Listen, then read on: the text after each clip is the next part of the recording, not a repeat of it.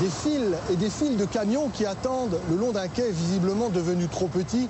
Voilà le visage qu'offre aujourd'hui le port de Cotonou, véritable poumon économique de toute une ville, de tout un pays, de toute une région. Ici s'embarquent et arrivent des denrées en provenance ou à destination du Burkina Faso, du Niger et surtout du Nigeria avec ses 115 millions d'habitants. Pourtant, à seulement quelques dizaines de kilomètres d'ici, il y a un grand port, le grand port nigérian de Lagos. Sauf que Lagos a vraiment mauvaise réputation dans le monde maritime. Corruption, insécurité, tout concourt en fait à ce que les armateurs dirigent leurs bateaux vers Cotonou, beaucoup plus pratique, beaucoup plus accueillant. Il en va ainsi de ce cargo qui vient de décharger sa cargaison de riz, du riz qui finalement que transité par Cotonou. Alors ce qui est valable pour le riz et d'autres denrées alimentaires l'est aussi, vous allez le voir, pour des biens de consommation très convoités dans toute l'Afrique de l'Ouest. Quand le Repubblica di Roma s'apprête à débarquer sa précieuse marchandise, les policiers et gendarmes doivent d'abord repousser la foule à une distance raisonnable. Cela ressemble un peu à une émeute qui se prépare sur les quais.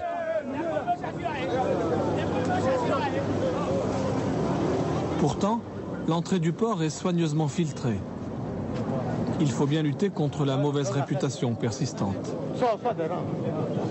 Les voleurs rentreraient ici sans aucun souci. Voici Bukola, un commerçant venu du Nigeria voisin. C'est un habitué des voyages en Europe, où il vient d'acquérir une vingtaine de voitures pour les revendre dans son pays. J'ai acheté les voitures à Bruxelles et les ont emmenées jusqu'à Anvers en camion et de Anvers à Cotonou en bateau. C'est un long voyage, 13 ou 14 jours je crois. Les voitures de Bukola, comme un bon millier d'autres, vont sortir des soutes du Repubblica.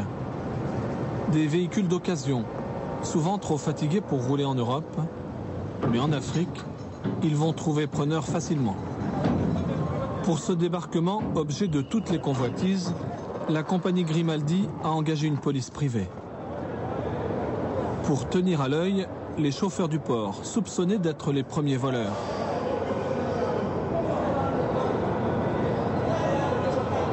Si on les laissait aller tous au même moment, nous risquons de ne pas les contrôler. Et ce que nous sommes en train, ce pourquoi nous sommes sur le navire, nous risquons de ne plus faire correctement le jeu. C'est pourquoi on les envoie par à coup, histoire de mieux les gérer de l'autre côté là-bas.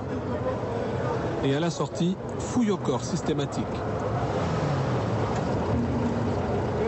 Des fois on trouve, des fois on ne trouve pas. Mais l'essentiel, c'est d'être éveillé et surveiller les chauffeurs. Si on trouve un piège chez eux, on arrache leur badge et puis on les fait sortir.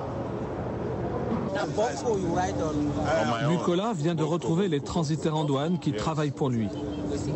Ils sont chargés de réceptionner les voitures de leurs clients et de remplir les formalités douanières, mais aussi de protéger les autos contre les vols. C'est pourquoi ils forment cette haie d'honneur, s'engouffrant dans les voitures pour s'assurer de leur bonne arrivée.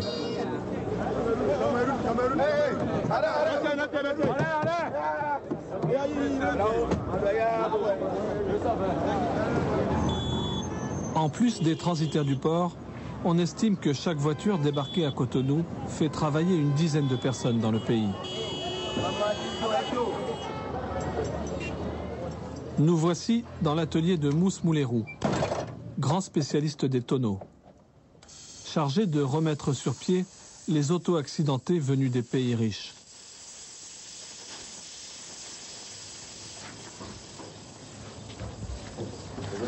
Ça fait un tonneau, donc on a changé le pavillon. Donc c'est la mienne qui est par terre là-bas. Donc on a mis l'autre là-dessus. Donc ça là c'est la Mercedes classe C. Ça fait un choc. Donc on est en train de réparer. Donc on va redresser ça correctement. Un carrossier, des peintres, des tôliers, des réparateurs de rue, mais aussi des chauffeurs ou des revendeurs par centaines. Les rebuts de l'Europe créent ici de la richesse.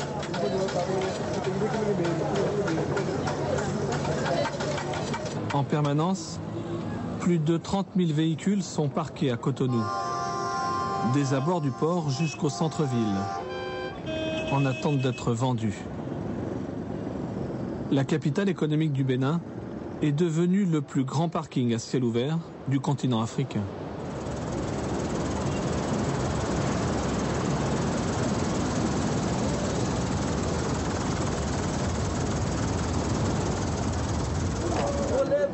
Retour au port. Ces transitaires préfèrent démonter les pièces extérieures de cette Mercedes pour ne pas risquer de les voir disparaître.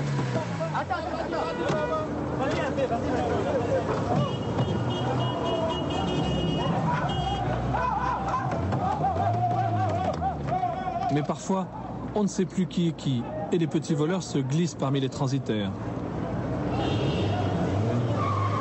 Comme celui-là par exemple, qui vient de ramasser les tapis de sol jetés au sol par un chauffeur à son intention.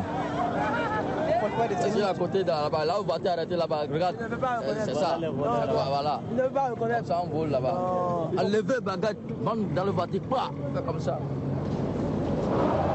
À cet endroit du port règne une grande confusion. De derrière les conteneurs surgissent des silhouettes tentant d'arracher des pièces au passage. Et les gendarmes mettent parfois la main sur ceux qui apparemment siphonnent l'essence dans les réservoirs.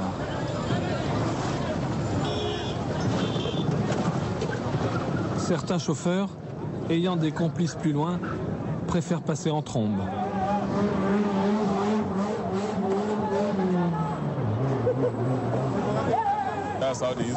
C'est comme ça qu'ils conduisent à Lagos aussi. Et ils ont l'habitude de voler aussi à Lagos. Mais pas autant qu'ici. Ici, même sur les petites voitures, ils volent. C'est pas bon ça. Yes.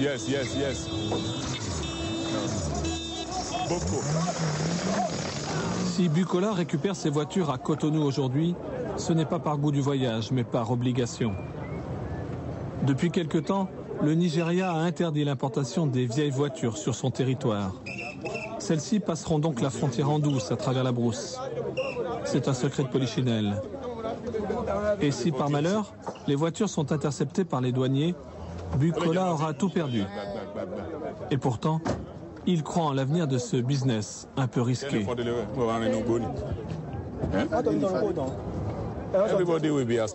Tout le monde aspire à posséder une voiture.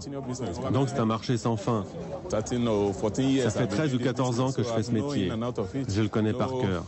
Je sais ce que c'est et j'aime ça.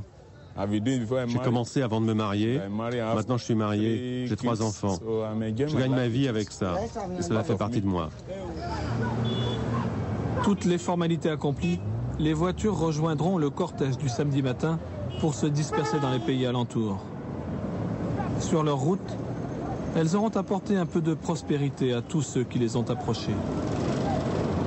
À tel point qu'un ministre a parlé de génie créateur béninois pour qualifier ce commerce. C'est peut-être un peu exagéré.